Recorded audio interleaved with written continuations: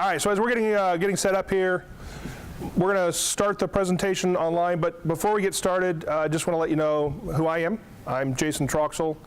I am a product manager. I've been a product manager for about 6 years. I started in product management at Boeing, of all places. I worked for the commercial aviation side of Boeing, and at that time, we were looking at how to provide technology solutions to the customers who have bought airplanes. And those customers were going to our competitors. They were finding that the competitors offered solutions that met their needs, and Boeing was becoming a losing proposition in that game. So I got a nice little budget of around $60 million a year to go do some venture capitalism within the walls of Boeing and find some really cool things to do. So we started off on the journey of defining who our customers were, defining what their needs were, and the traditional product management role. Shortly thereafter, I guess a couple years after we got it set up and running and proving that we could earn money in that, I got a really exciting opportunity from a colleague from college that Amazon was hiring. And I took the opportunity, went to Amazon, and became the product manager for global retail, visualization analytics. Really challenging, loved it, grew a lot, learned a lot, went through the standard blender that is known as Amazon, became a better person, a better PMT for it. Left there for personal reasons and family health issues here in Texas, which is why I'm here in Texas. And then did a little fun things, went to Africa, went to Thailand, then ended up in Japan for about 8 months on some contract work, but was far away from my family here in Texas, so I decided to move here. And I looked for a job, found one at Verizon. I was a product manager over there for the web TV thing you probably heard about in the news recently, but was looking for something I can call home and something I found challenging and intercity. So here I am. I'm also in the room with Michael. Michael's a really long way away from the phone and a really long way from the mic, but Michael has been helping me kind of get this stood up. He was tasked by Maryland to try and generate some education and some artifacts around the PRFAQ so that we could provide that and people wouldn't see it as such a mystery. So a lot of what you see here has Michael's fingerprints on it, and I really appreciate all the help he's given. Okay, so now I want to get to know you, all 1, 2, 3, 4, 5, 6 of you. And so how many people in here have been at Citi longer than a year? So, 4 of you, that's a good return. How many people here have been PMT before, somewhere else? Technical or just product? Product manager. Okay, so I got 2 of you in the room. How many people have been here less than 6 months? That's me too, I'm raising my hand. All right, so we're in a good learning cycle, and we have a good opportunity to kind of learn more about what we're doing here at Citi. Citi is also in a growing and learning and moving forward mode, so this is kind of exciting. All right, let's go to the next slide. Let's get into the PRFAQ portion. I know that's why we're here. The reason we're doing this is that we have this kind of goal to have a PMT forum. It's for us, it's a safe space. We're going to use it for ourselves. We can decide what we want to learn. We can invite speakers, we can invite leaders to come in and talk about what they have. But we really want to have this space that we can educate ourselves, come together as a community, and grow. And the PRFAQ is our first one. So what is a PRFAQ? What is a press release? In the most generic sense, press release is shout out some answers. What do you think? Hey, we're doing something cool today. An announcement, okay. Information to the public, okay. Mouth's full, got it. So if we look at some of the formal answers, a press release is exactly that. It's something you're going to put to the community, to the public. It's brief, it's information filled, it's about an event or circumstance, and typically tied to a business organization. And the goal of a press release is to pique interest. It's to catch attention of people and have them interested in what you're doing. Next slide. So why do we use press releases in technology development? Anybody have some ideas there? Sometimes the organization itself is huge and people may not know what this company is doing. It's a good point. We're a big organization throughout the company. Not everybody knows what we're doing. We might want to tell people. What else? Product vision. Product vision. It's a big one. We want to try and define what we were doing and why we're doing it. Anything else? On the phone? Feel free to speak up. All right. So when I look at this, the answer I come to is to stretch ourselves. And really to think big, but most importantly to declutter the conversation. And what I mean by declutter the conversation is one, to remove the self-imposed limitations of, well, do we have the money for that? We don't have the people. We don't know how to do it. We have to go through all the approvals. We know what the dependencies are, and they're not going to play along. And all of those things are probably valid at some point in the conversation. But when you're defining what you want to do in the future, that big, bold vision, the last thing you want to do is hamstring yourself and talk about all the reasons you can't do it. We want to talk about, what do we want to deliver? What do our customers need? Who are our customers? Those are the important things we want to focus on. And this is a great quote. It's actually from Charlie Kindle, which is ironic because Marilyn just sent out an email about Charlie this morning. But Charlie talks about this idea of what a product manager is. And I think it also applies to what a PRFAQ is. It's about creating clarity around who the customer is, where the customer is, why the customer cares, why it's important for the business, and when it's relevant. And those are exactly the things that need to go into your PRFAQ. So as we're walking through this, it's going to be a conversation-based kind of education. I don't want to sit here and lecture you. I'm not going to give you a 200-page PowerPoint of lists and do's and don'ts. I'm going to kind of go through it with you and kind of talk about philosophy, and we're going to focus on these areas. So PRFAQ, we talked about it. It's a thing to get somebody excited about what you're doing. It's not a news blurb. Today in Washington, D.C., legislators met and blah, blah, blah. That's kind of boring. It's not going to excite anybody. It's information we need, but what you're trying to do is a sales pitch. You're trying to promote something specific. You're trying to show why the company should invest in it. You should try and show why the customer will value it. And it should be written from the third person. So the other thing to note is that too often people focus their PRFAQ on things that aren't really noteworthy or newsworthy or exciting. You need to sift through that as the author of the PRFAQ to really kind of drive home, why will my audience care about this? Demonstrate the impact of your announcement to the customer. Show it in terms of value to customer, value to company, revenue generation, customer-based growth. There's a reason there that this is important, and you need to put that on paper. So another thing is to get to the point. Try and use as few words as possible.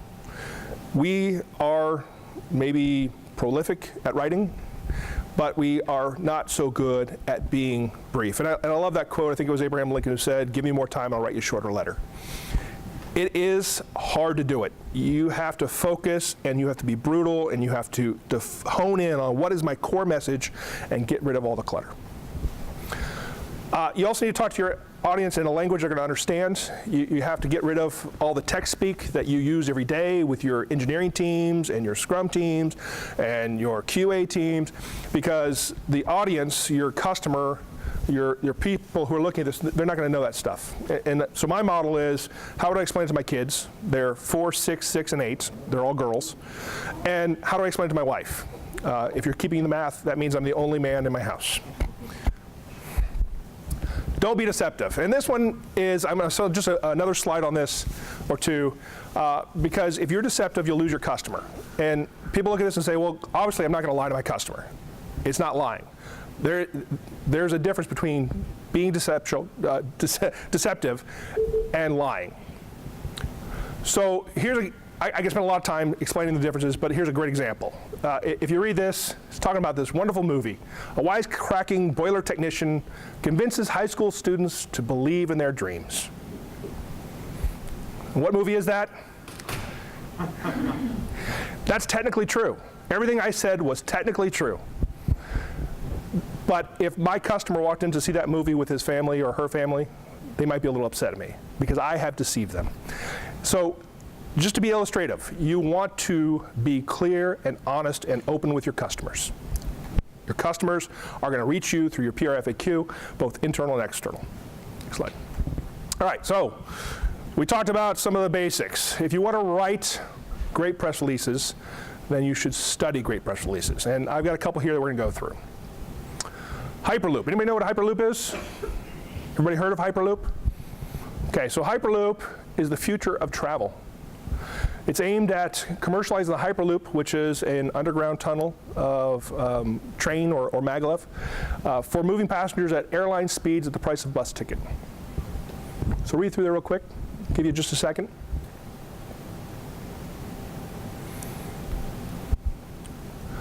What words or phrases stood out to you in that? Just shout them out.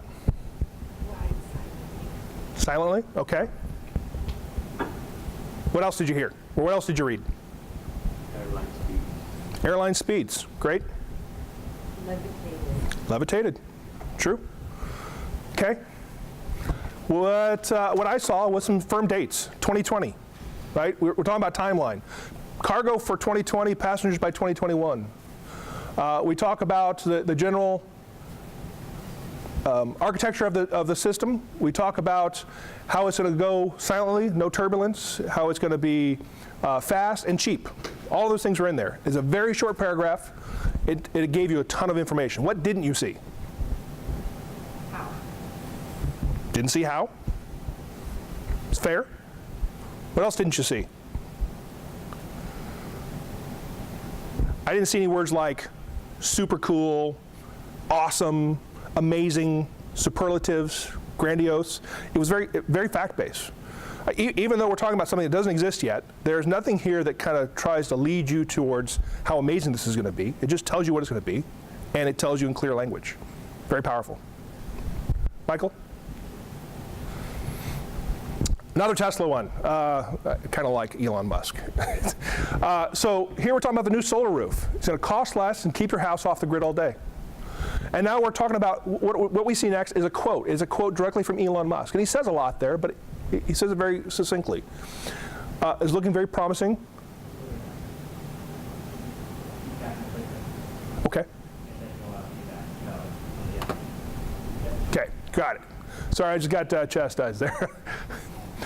It's looking promising that solar roof can cost less and act as well as a normal roof, and that it can generate electricity at the same time. And he goes on to say, if you could do all this, wouldn't you want that? And for a less price or cheaper than a normal roof. And his answer is, yeah, take my money. So looking at that, what's the value there? What did you see?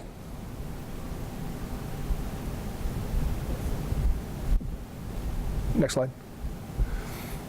So what I saw there, and this is an Amazon one. This is an Amazon press release. What I saw in the last one was an incredibly influential person. You know him, even if you've never met him. You've heard his name.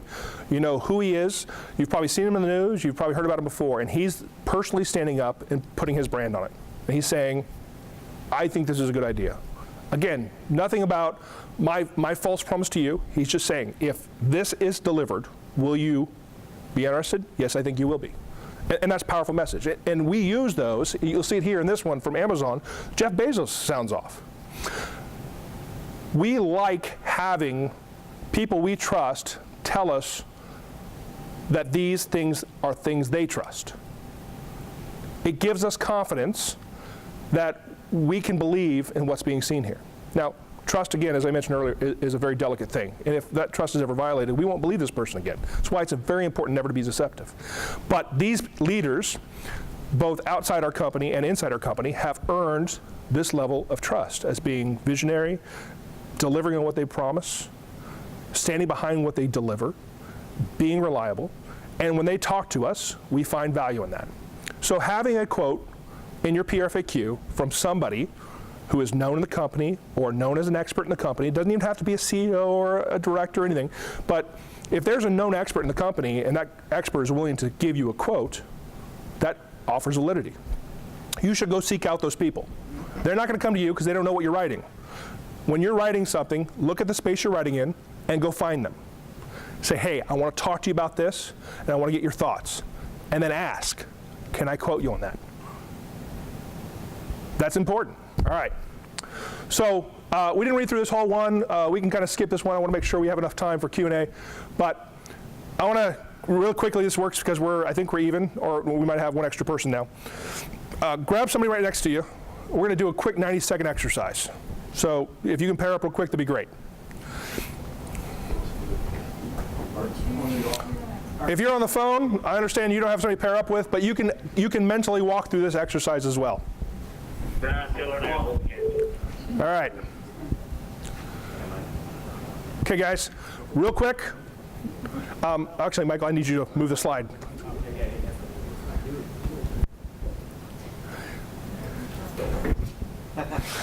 All right. Go ahead and hit up Michael there. Next slide. We're going to imagination this scenario. You're going back in time, and you're going to develop a press release for the soon-to-open Walt Disney World. Hit your neighbor, hit your partner with that press release. Talk about what it is, why they should be interested. Ready? Okay. So this Go. is Disney World? All right, stop. Go ahead. Take your seat. Thanks for participating. Next slide. I like it. All right. Was that hard?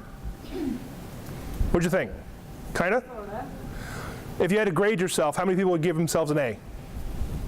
Why not? Okay. How many people give themselves a C? At least 50, at least 70%. I mean, okay. Go ahead, next slide, Michael. So what were some of the things you liked about doing that? Just the open communication. You know, expressing ideas. You get excited over what's exciting. That's it. For me, that's what it is. I get excited telling you about things I love. If you want to talk to me about photography, I'm going to be grinning from ear to ear and telling you all the cool things about why you should become a photographer and how you can take the camera you got, you don't have to buy new equipment, and I'm going to tell you about all the cool things you can do and travel and everything. I'm going to sell you my passion for photography. And when you're writing a press release, to some degree, you need to sell your passion. You are the product owner for the space you're in. You define the vision. You define the future for City. Share your passion. Okay? Let me ask you, if I had done that same exercise and said, write the press release for your commute to work. How would have that gone? Would it have been harder? A little bit. I think it is. And the reason I think it's a little bit harder is because it's a drier topic, right? And I put that up there specifically for the reason because sometimes in City, we have dry topics. We're trying to sell the iOS shell. Woohoo. I mean, we're trying to write this exciting piece of press release for login. Want to access your money? But you got to find it. You got to find the reasons that the customer would be excited about this, because login is now multi-factor authentication, and we're going to protect you. Your account can't get hacked. We're telling you that as City, we're giving you this, and why it's better for you that you bank at City than it is Joe Snuffy's bank down the road. Okay. All right. Examples. This deck will go out. It's actually a build deck. So if you looked at this is like 84 slides to really do about 30, because each one of these phases is just me being lazy writing another slide. But I'll get a consolidated deck out, and in that deck will be this, which is a link to 2 very well-written Amazon press releases. Now these are not press release frequently asked questions. This is the publicly available press release, and that bottom link there is every press release that Amazon has ever released to the public, for everything they've ever launched, from things as boring as we just opened a new shipping route to things as exciting as we're going to give you Alexa and it's going to change your life. Okay? So they're there, and if you want to write good press releases, go read good press releases. See how people construct it. And we're going to give you the actual anatomy of a press release real quick. I think it's coming up. Oh, not yet. Okay. That's fine. So if a press release tells your customers what they need to know and nothing else, what are some of the things your customers don't need to know? And I think we kind of hit on this, but let's just call them out real quick. They don't need to know how long it took to get there. It's one thing. How much cost do you get? Another good thing, although you can make an argument sometimes that's kind of shiny and flashy, but I'm thinking more along the lines of things we don't need to know is, Wrong with it, or what's not the thing with it, I guess. Yeah, or what team I worked with to do this, or the name of my engineering scrum, or the fancy internal tool we use to get there, or what arugula, or whatever the new tech stack is. All that stuff is really cool to us, but it doesn't sell the product. It doesn't make the product, the press release, any better. Right? So there's a ton of stuff that you're going to see during the peer review section of this presentation that we talk about. Be brutal. Take that red ink and just hack away as much as you can. Your goal should be at least remove half the words. If you can remove half the words, then go back and try again, because we need to get down to what is the essence of what we're talking about, not all of this fluff, right?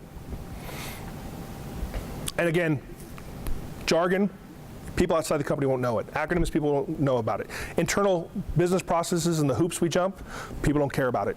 It doesn't add any value. And details that don't progress the story. If it's a distraction, they don't need to know about it. Next slide. Okay, so here's the anatomy. You're going to have a title and a subtitle. You should have around 5 paragraphs. Will it be exactly 5 paragraphs? No, probably not. It needs to be what it needs to be. Paragraph 1 should announce the product, the customers that care, problems, the simple innovation, the solution that we're launching. Keep it short. I did a peer review for Michael, and his first paragraph must have mentioned this Pegasus tool 6 times in about 2 lines. And I guarantee you, as a representative of the customer base, I had no clue what Pegasus was and just was stumbling through this paragraph because I couldn't get past what does all this jargon mean. Keep it simple, keep it brief. Paragraph 2. The problem, pain points, existing tools that are already there. So tell the customer what they're currently experiencing and why it's not good, and then relate that back to how we're going to fix it. Okay. Paragraph 3, an explanation, a detailed explanation of the solution. Again, Hyperloop, we talked about how it's going to solve travel, make it cheaper. But then they go into and talk about it. It's going to be levitating. It's going to be in a vacuum. It's going to be frictionless. So there's some detail in there. It gives people confidence that what you're selling is real, not vaporware. But it doesn't get them distracted by the fact, the magnetic equations and everything else. So, paragraph 4, you want to have a quote from your customer, typically influential, recognizable in the space. Okay. Paragraph 5, call to action. How do they enroll? How do they find out more? Who do they call? All the cool things they want to do now that they're excited about it. Okay, next slide. So part of the PRFAQ is that FAQ part. That's the frequently asked questions. Tenets, customer-facing facts, internal-facing facts. Next slide. And why? Why do we have FAQs? Well, a well-executed press release leaves people wanting to know more information. They're excited about it, and they're going to have questions. They're going to immediately like, well, how are you going to bury this loop? How do I get onto it? Where are people going to meet? Do we have to drive and park, or how's this going to work? So you write your facts to answer those questions. That sounds pretty easy, right? Just think of them, get them. Not really. So. We're going to get into how you start building better facts, but before we get there, I want to talk about tenets, because tenets should be the first thing before you're customer-facing, excuse me, and you're internal-facing. You should talk about tenets. And what are tenets? They're your guiding principles. They're the things that tell you how you're going. They're your internal leadership principles. A principle is a tenet. Okay? So give me some ideas of what a good tenet would be. No defects. 100% reliability. Yeah, there you go. That doesn't sound like a tenet. It sounds like a engineering criteria. What else? Not to shoot you down. Sorry about that, Travis. Like easier? We focus on the customer. That's a good tenet. Ease of use. Ease of use. Okay. Anything else? All right. Hit me. Who uses the tenets? Customers. Okay. Maybe internal stakeholders. Maybe dependence teams that you're going to interface with, or that will interface with you. All right, next slide. So which of these do you recognize? Lowest prices every day. Is that a tenet? Yeah, Walmart lives by this. They go to suppliers and cut into suppliers' profits because they believe that this is their mantra. They live this, they breathe this, everything about it, from executives having lawn chairs in their offices, lower prices every day, and they're singularly focused on that. That's their tenet. You may recognize this one.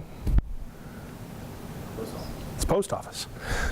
Now, we can argue whether or not the post office lives up to that tenet, but that is their tenet, right? They always deliver. It doesn't matter what the weather is, they do it. This one, I can't name a single business that knows that posts this, but I can't tell you a single business that doesn't believe it. Customer's always right. That's a tenet. If the customer comes and says, I'm not happy, you have a decision point. Do I agree with the customer, or do I tell the customer they're wrong, go away? This tenet gives you the answer that you would respond with. Customer's always right. Let me make that better for you. Okay? So how do tenets apply to PRFAQs? Thoughts? It's like the marketing of your product almost. It is. It's also, go ahead, next slide.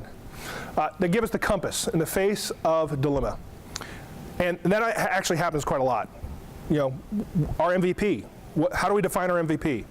We think of what's the minimum viable product that our customers, and I love, I can still use it, minimum lovable product, right? What will our customer need to see in order to love this product and buy it, right? They give you boundaries and rules to operate to.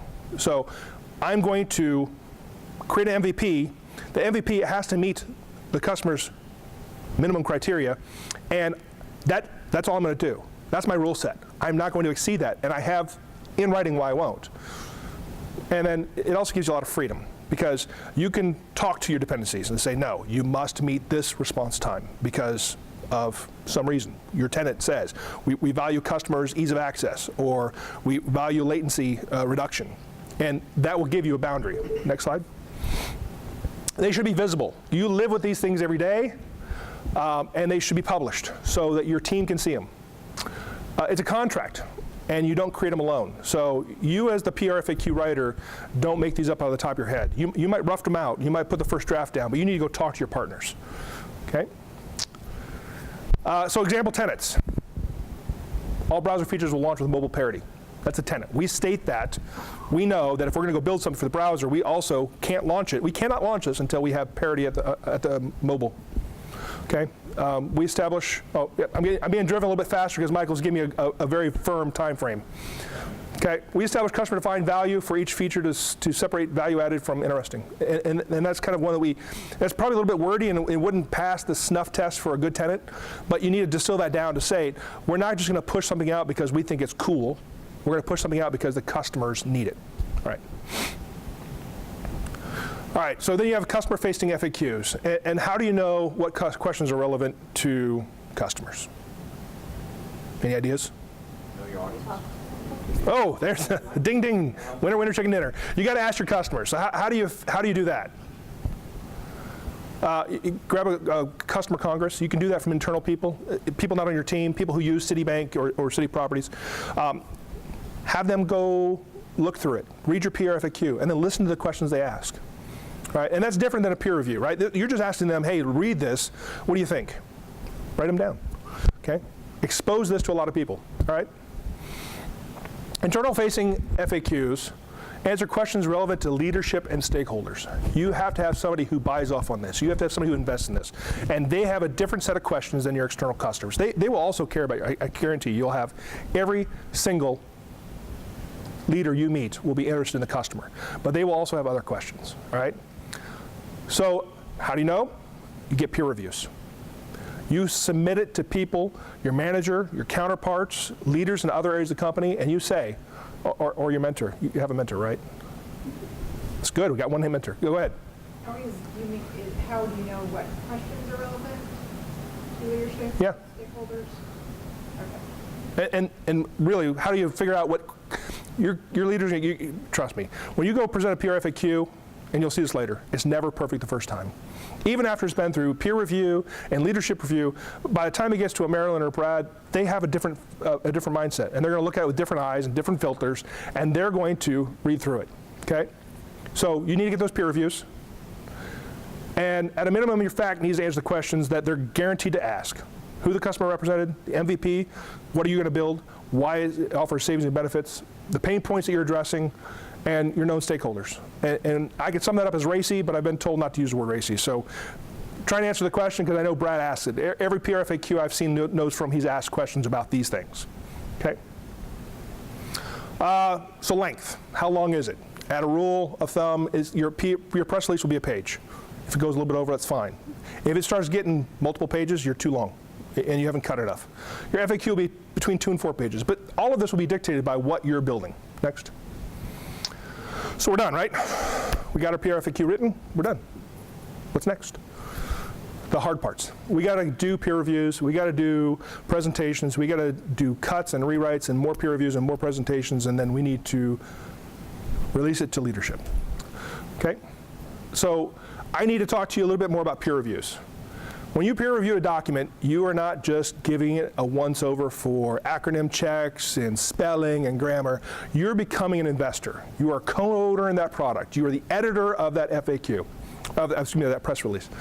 And you need to be invested 100%. I can't tell you how many times I've asked for, in the short time I've been here, I've asked for a peer review, and what I've gotten back is, yeah, it looks good. Or a couple of things like, hey, you forgot to sound out this acronym the first time you used it. And sure, that's useful, but it didn't help me build a better paper. It didn't help me get to what my customer wants, what my leaders want. So you need to be 100% invested. A peer review is a deep dive of the document to validate all the content. You need to be an owner. You need to kind of go through the whole process they went through. How to be a good peer reviewer. So give it 100% of your attention, set aside time, get a quiet place, read through the document, and you're going to spend time on this. You're going to invest time. The person who wrote the PRFAQ invested time, you're a co-owner. You're going to invest time. Next. You do want to save a fresh copy. Name it something so that you're especially if they're going to get multiple edits or multiple feeds back. This was mine, PRFAQ JT edits. If you get an edit from me or a peer review from me, it'll always have JT edits at the back. Next. And then you want to put yourself in the uninformed role. Look at it like a customer would look at it. Look at it like a person who had never seen this before, and then mark it up. Make comments in the margins. Try and chop out half the words. All kinds of questions. All right. Next. Okay. Next. This is actually one I did for Michael. I obfuscated it because I wasn't sure if I was allowed to show what it was, but I mean, and this is just the first page of about a 5-page document, and it was bloody. It was red, and every single margin, at some points, my comments get so long that it defaults and goes over to the side panel, because I constantly probe. If I'm going to, and you don't have to accept every peer review that's asked of you, but you should build a network of people that you trust and that are going to trust you, and that you do this together. Next. Okay, some closing thoughts. There's no such thing as first-time perfection. You will have edits every single time you write a document. You will. You will, you will, you will. You're going to rewrite it, and then you're going to send it out to another set of eyes, and you're going to get rewrites and feedback and comments, and you're going to rewrite, and it will never be perfect the first time. I used to work in large-scale proposal responses, and the mantra we had is, you're not done until you're out of time, because you're constantly trying to refine that $5 billion proposal that you're trying to win from the government. And if you have time left over and you're not working on it, then you failed. Okay? It's hard work. If you're writing the press release, it's super hard. A good PRFAQ is an investment. You have to be mentally visionary, you have to be succinct, you have to be convincing, and I mean, there's a lot that goes into it. So get better at it by practicing. Okay? These are your best tools. If you ever wanted to talk to a Marilyn or a Brad about your cool vision you have, this is the way it gets done. I mean, you may get lucky and get their ear on an elevator or in the hallway at lunch, but if you want to have documentation and things that they're going to invest in, this is your best tool. Okay? And then be a good peer reviewer. Invest your time. If you can't spend the time on it, let them know up front. I don't have the time to dedicate to a peer review, because if you accept it, you need to own it. Okay? Any questions? Very nice. Oh, thank you. Thanks. Yes, and there's a mic over there, or you can just talk really loud. Yeah. I'll repeat your question. Go ahead. Okay. When we talk about pain points, is it a pain point the customer has, or is it a pain point we're trying to solve? Can you explain more on what you mean by pain points? Because I've seen it go through a lot of emails and you discussed it too. Yeah, so the question was, what are pain points? Are they stuff that we've experienced, or are they stuff the customer experiences? The answer is yes. A pain point is one of the reasons that we're using as a justification for building this. And so if you look at tokenization, my pain point was, if a customer's data gets compromised, even if it's outside of Citi's control, because we have credit cards that go to other other places. If that gets compromised, the customer doesn't go, oh, well, no harm, no foul, city, I know it was their fault. The customer looks at me, especially if it was an offer that I provided. So a pain point was, we absolutely have to secure, there's zero tolerance for failure. That's a pain point. How do we address that pain point? A pain point could be dependencies are causing latency, and we need to figure out how to minimize that latency. And you're just talking about what is, if you go in lean methodology, there's the idea of going and looking for the problem that is the most common problem, solving that, and then going back through the system and looking for the next most common problem. So define your pain points by looking at the entire system and saying this is what is causing that. Okay? Did I answer your question? Yes. Okay. Other questions? Yeah, the customer aspect. Is the customer internal, external, both? What is the customer exactly? Because I've been hearing conflicts on that.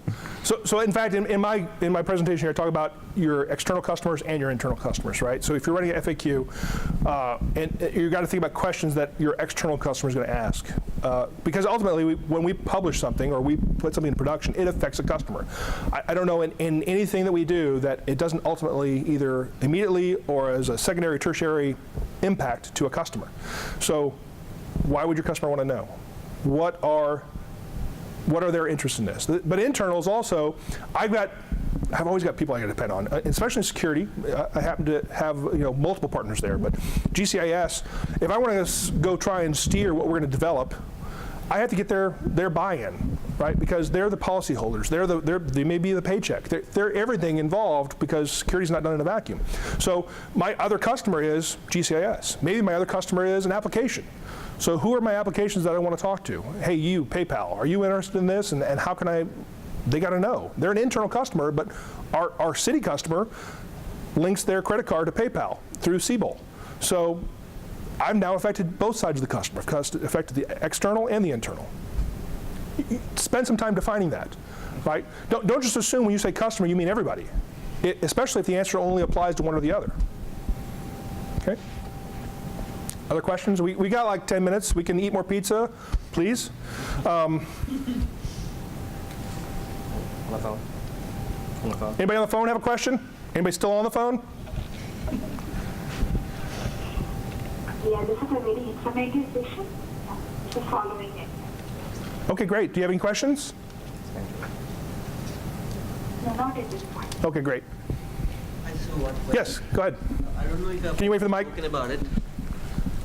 I don't know if you have already spoken about it. What's the length of the title and how the title should be framed? It's a good question. So the question, and I know you have a microphone, but I'll just repeat it for people who may not have heard it. The question was, what's the length of a title, and what should be included in the title? In everything in a PRFAQ, I'll give you the same response. Be as brief as you possibly can, and still convey your message. Right? So. I'll use Michael as another example again. Michael sent me a PRFAQ, and the title was almost, I think, approaching 3 lines. The title? No, that was the subtitle. Oh, the subtitle. Okay, right. So I mean, ultimately. What size was the font? Ultimately, you want to capture your readers' attention and their interest and their imagination. And I can tell you that a brief, powerful statement will do that better than a drawn-out, lengthy, I'm already bored in reading this title. So keep it brief. Convey your message. What is the essence of your message, and write that. Got one right here. Are we using PRFAQs today, and if so, how? Yeah, so question is, are we using PFAQs right now, and how? And the answer is yes, we are. As we make this transition from the monolith to microservices, it's been one of the major drivers, is to start down this path of press releases, to talk about and help shape what we're going to deliver. So I've written one, I know Michael's writing one, and when I started looking around for people who had input on press releases, I found we've written 2 or 3 already that have gone all the way up to Brad. So we've gone through some that made it all the way through the process. It's how we got some of our feedback on what's right or wrong. I'll tell you, again, it's your tool. So there's nothing that stops you from writing a press release. And if you are an owner and you want to define your vision, you should write one. you'll see that Maryland, especially in the PMT group, is working on charters. Charters are that first step. That's that. In fact, it's kind of that summary, and the title is encapsulated to some degree in the charter. It's going to help you set the stage for what everything else is going to be in there. And as you look at the Pokédex and the attached pages in SharePoint for Pokédex, you'll see that there's a little spot over there to attach your PRFAQ once you've written it. Okay. Travis had another question? Yes, for the FAQs themselves, like, would that be me statistics possibly, or what are the top 10 things that this thing does, or something, or? Yeah. So again, you want to define what your reader needs to know from your customer's perspective. But I'll tell you, your FAQ is the portion where you can actually dig into the data. If there's a convincing story on usage metrics or latency, this is your chance to put it out there and convince those internal stakeholders that this is important. And you'll be very hard pressed to do that without data. So I encourage you to use that space wisely. Michael, you got a question? Okay. Anybody else? No, I'm an expert now. All right, so guys, this is our forum. I know that a lot of people dialed in. I appreciate you guys who showed up. I want to try and do this every 2 weeks or so, and I want to try and really emphasize in person so that we can have this sharing. Okay? Appreciate your attendance today. Thanks.